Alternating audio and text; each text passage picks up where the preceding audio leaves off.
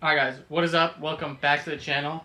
As you can see, this is the built R6 motor that I have fully disassembled right here. In the last video, we disassembled the whole engine, we took the pistons out. So as of now, I already took all the oil rings out of the pistons. You can see right here, and they're all laid out. We're going to replace those. As you can see, there's a lot of carbon buildup on top of the pistons, and we also want to clean the little grooves where the oil rings are going to sit. We're going to go ahead and clean up all that carbon buildup off the pistons. The way we're going to do that is we're going to use some Simple Green. The reason we're using Simple Green and not Purple Power, that's what I was going to originally use, was because these pistons are made out of billet aluminum, and apparently Purple Power is not good for aluminum parts. It can corrode it. It can even take like small amounts of the aluminum off, so we definitely don't want to use that. We're going to use Simple Green instead. I already have like a 50-50 mixture diluted in here. I don't want to disassemble the connecting rod for the piston because that's just going to be a pain to put back together. I'm just going to soak the pistons up to that last oil ring line, just like this.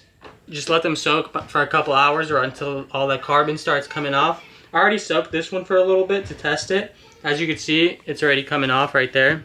So we're just going to go ahead and put all the other pistons in there, and then just make sure it's up to that oil ring line and let them soak like that. So I'm just gonna add a tiny bit of water. It's been like an hour so far, and you can already see the carbon buildup is starting to come off.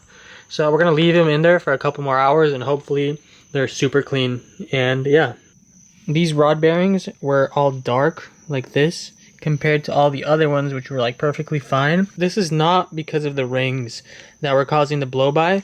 This is more likely it has something to do with an oil delivery issue. When they rebuilt it, there might have been some particle that got in between the rod bearing that was causing that wear, or there was a problem in one of the oil channels that was gunked up, or like some kind of particle got in there and it caused that excessive wear on that one specific rod bearing. So we're definitely going to clean out the oil channels just to make sure we get rid of any small particles, and we're just going to get new bearings as well. Hopefully we fix this issue by cleaning out the oil channels. So I let the pistons soak in the Simple Green overnight, and most of the carbon buildup came off, as you can see. Look at that. All of the carbon buildup at the top of the pistons is almost gone. So I'm going to give them one more scrub, and they should be ready to be cleaned up and put back together.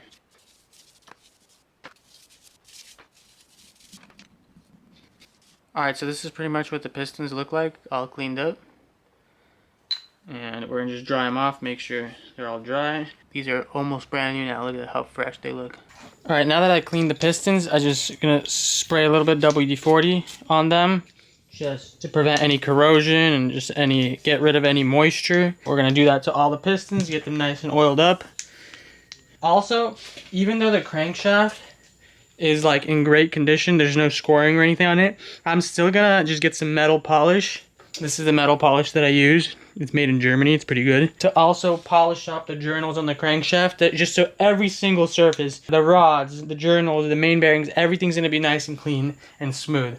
So let's go ahead and do that. As you can see, there's like slight imprinting from the old. It's not like scoring or anything, just the remainder imprint of the bearing, and I just don't like that, so I like the surface to be super smooth. So all we're gonna do is take a little bit of polish, rub it in there, take a shop towel, just not too much, just to give it a nice quick polish. Let me show you what it looks like. Look at that. So much better now. All that residue from the bearing is all gone now. I'm gonna go ahead and do that to the rest of the pistons and the caps.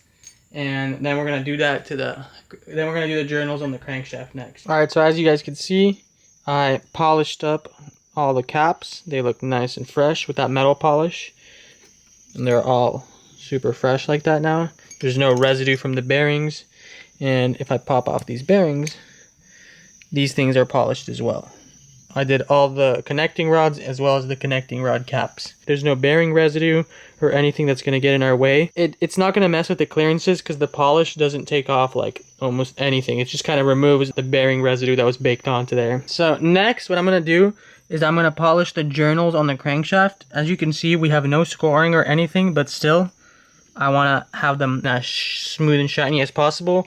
And I did a bunch of research, and if there's slight damage on the crankshaft, some people, they like actually go in like 400 grit, 600, 1000 grit, and they go through all those and they sand it, and then they do the metal polish and polish it. All I'm gonna do is just use some of this metal polish, and there's like a method of doing it, so I'll show you how to do that. I've just kind of been cleaning everything up over here. So I got a little Scotch-Brite. All these surfaces where the cases are gonna mate together, and there's like leftover gasket material and stuff, especially on like the inner edges.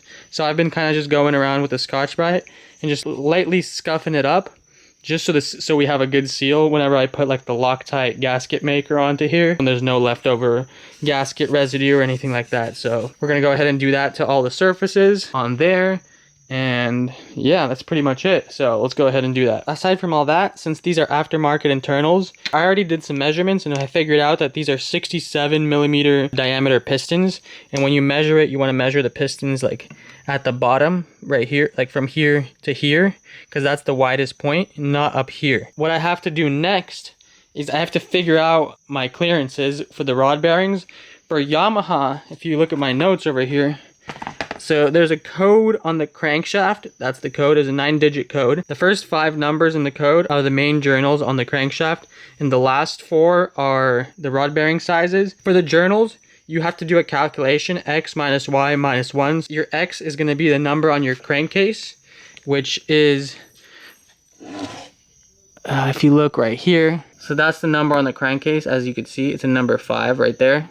So what you do for the formula is you take a number 5, subtract y, and y is going to be the number, so 2.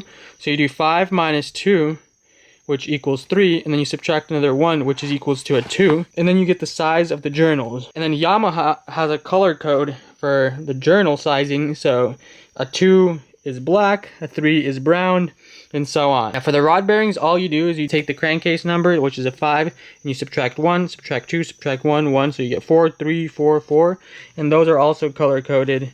Green, brown, green, brown. I'm still thinking whether or not I should get a bore gauge and a micrometer just so I could figure out the exact bearing sizes. But if you pop off these bearings on this side, pretty much all of these main bearings, so on this one you can see, so that's a green bearing. So like I was saying, Yamaha color codes their bearings. I could either get standard bearings, and I can either size up or size down depending on the sizes, or I can get specific color-coded bearings from Yamaha for each individual main bearing and connecting rod bearing. Still gonna get a micrometer and measure my journals just to see. In order to measure the bores properly, I would have to put that part of the crankcase back onto here, torque everything down with the bearings in there, get the clearances with that piece on top of here, and then put the crankshaft in with the rod bearings. Or I could also use plasti gauge. I'm still doing some research about what exactly I should do with that. So what I'm gonna have to do is get the right sized oil rings and then measure the sizing on the oil rings, the end gaps on the oil rings, and make sure those are all correct in spec. So I'm gonna have to find the right oil rings to order and what material I want them to be. I'm probably gonna get stainless steel rings, but we're gonna get to that later. So I'm still in the process of doing all that research because, like I said, this is my first sport bike engine rebuild, and since we have really nice internals, I want everything to be to spec and legit. If I was doing that engine, let's say for example, which is all OEM, all stock, it's way easier. The reason that is because with these connecting rods, the connecting rods have a specific number on them. Like this one has a 5. This one also has a 5, and then you get that number 5, and that's what you do with this formula. You subtract 5 and you subtract that number for the rod bearings. This is the actual Yamaha manual and how you calculate the bearings in color codes. So here's that. This is for the rod bearings. The last 4 numbers on the crank, and then you do the calculations, 5 minus the number. This right here, this is the formula that you use to calculate the main bearings. So you get the number on the crankcase, which is X.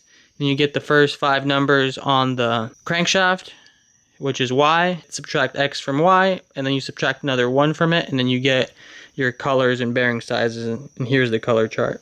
But the thing with these connecting rods is that they don't have any numbers on them, so that's what's kind of confusing. I can't really find the right sizing without getting the proper measurements and stuff, but we're still figuring all that out. I'm gonna update you guys and see what I figure out. I already popped all these main bearings out, and all of them have the same code, and they all have a green color coding on it. So that means they're all green. The problem that I'm running into is that when I followed like the original Yamaha color coding, they were not all green based on the crankshaft. They were supposed to be black, brown, brown, black, black. So I don't know why all of these are green. So that could either mean that the crankshaft is a different spec because this is a built race motor and it's bored out. They probably put bearings with, I don't know, would that be less clearance? So I still have to figure out if that's going to be less or more clearance. A 4 is the green bearings that are in it is a larger number. This main bearing should be a 2, which is black, and all of these are just 4 green. So I'm not sure if the 4 means that it's a thicker bearing and that you have less oil clearance, or it's the other way around where it's a thinner bearing and you have more oil clearance. But it definitely has something to do with the reason that this is bored out and it's a race engine. So I'm thinking that there's a reason that they put all green bearings in here. I don't know. I don't know what to do, because if I follow the OEM Yamaha manual, then these will be completely off. On the connecting rods, not all those bearings are the same. That's the thing. All these are the same. On the connecting rods, they're not all the same. So what I'm thinking I'm going to do is I'm going to get a proper micrometer, measure all the journals, measure the bearings, try to figure something out like that. We're going to keep digging, guys, so let's figure it out.